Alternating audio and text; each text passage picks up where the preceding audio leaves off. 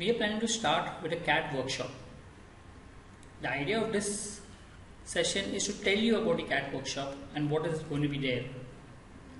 So what we are going to cover in the CAT workshop is basically the past CAT questions, so that you get the approach of how to solve them faster. So we'll look at each sum that has come in the past examinations and let you know how can it be solved without a formulae and maybe logically get the answer to it. So we'll look at the common thread between different problems so that you understand that same approaches can be used in number of sums, and the approach is comparatively very simple. It's just logical in nature. You need to understand the sum and try to solve it. Whatever few understanding you require with mathematics, we'll explain it to you. But otherwise, it can be purely solved by logic, by understanding the sum and going about it. Let me take a few examples for the same. Okay? Let's take the first example. Sum come in CAT 2006. Two passengers have 60 kg of luggage between them and were charged 1200 and 2400. So automatically you can make out that Praja has to have more luggage than Raja, or Praja has to have more than half. So automatically I can rule out 20 kgs, 25 kgs and 30 kgs from the first question. So we have left it to 35 and 40. If I read further, they say there is a free luggage, and after the free luggage, the price they paid is 1200 and 2400. So after you subtract the free luggage, the ratio has to be 1:2. So if I take 40 kg as the option, it's already 1:2. That means there is no free luggage, which cannot be the answer. Because if there is no free luggage, then sum of 1200 and 2400 should be equal to 5400. But since there is free luggage, therefore we cannot have 40 kg because the answer will be different from 1:2. So we can directly mark as the option. So if you look at this sum, I have just looked at the option and marked the answer. Eliminate the option, try to understand the sum and going about it. Just to confirm the answer, you can go about it. So if Praja has 35, Raja will have 25 kgs. I want the cost to be 1:2. The difference is 10 between them. To make it 1:2, it can be 10 and 20 kgs. That means the free luggage has to be 15 kgs. So again, we can mark the next answer as 15 kg, where I confirm the first answer as well as get the second answer. This sum looks complicated, sum of n terms of the series.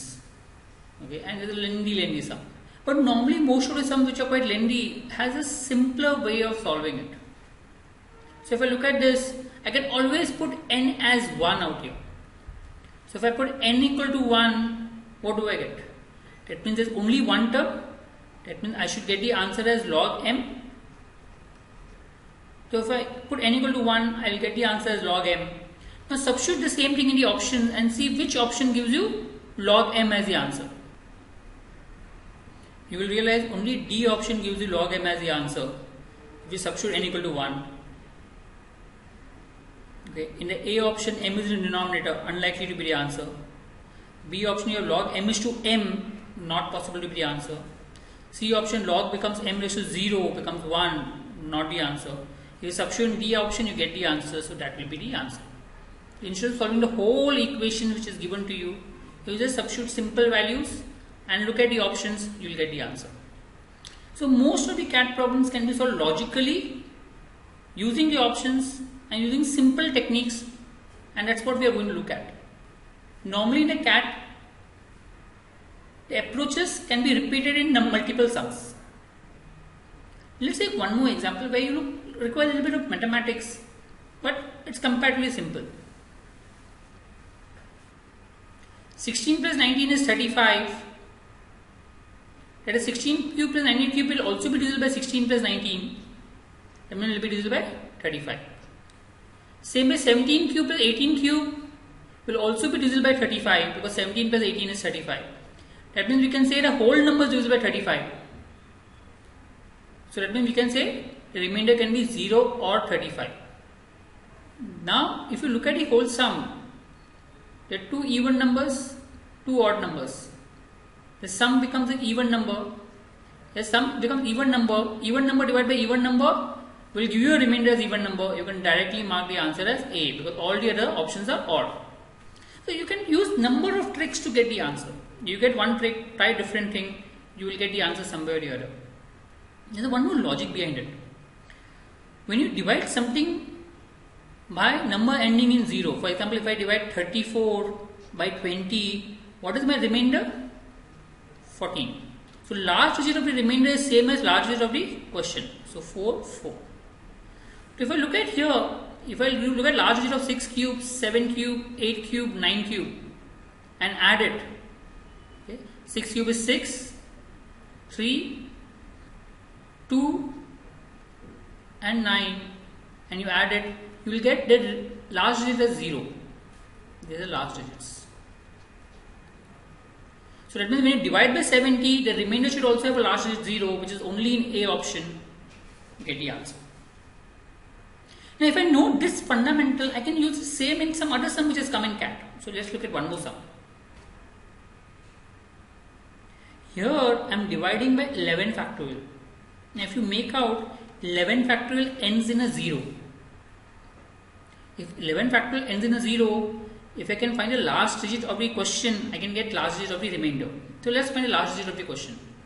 1 factorial is 1, 2 into 2 factorial, 4, 3 into 3 factorial, ending in 8, 4 into 4 factorial, ending in 6, and remaining from 5 into 5 factorial will end in 0. You add all this, you will get a last digit as 9. That is the value of p. So p ka last digit is 9. So when I add p plus 2, and when I add 2, my last digit becomes 1. And since my last digit becomes 1, I know the remainder also will be 1. Because 11 factorial will be 0. So when I add p plus 2 and divide by 11 factorial, this ends in 0. P plus 2 ends in 1. So I know remainder will end in 1. So from the option it is D option. Now again, this sum can be done by multiple ways. For example, okay, if you look at the whole sum, you will see it ends in 10 into 10 factorial. And I am dividing by 11 factorial. So I'll take smaller numbers and check. So let me take only, if I take only 1 factorial, p as 1 factorial, so p plus 2 will be 2, p plus 2 will be 3, sorry.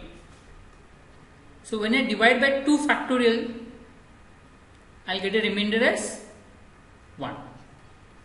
Same way if I take p as 1 factorial plus 2 into 2 factorial, this will become 5. So p plus 2 will become 7. When I divide by 3 factorial, I get a remainder as 1. So we look at it, try 2 or 3 numbers, smaller cases, I get a remainder 1. That means for the entire case also I should get a remainder 1. Automatically the answer is D option. I can use this method also in number of sums that have come in CAT. So if you look at it, the idea of solving problems in CAT is getting methods which can be used in a number of sums. And that's what I'll be trying to cover in CAT workshop. The idea is to tell you methods which you may be able to apply to a number of questions in CAT, and we'll apply those methods and see how to go about solving it faster. To give you details of the course, it is as follows.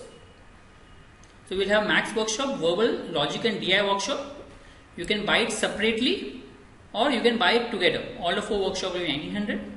We also have 10 CAT mocks which are designed by me. If you want along with 10 CAT mocks, the fees is 3500. If you want only 10 CAT mocks, the fees is 1700. If you want any more information, you can contact me in any of these numbers and I'll give you the information. So this is our website. Thank you.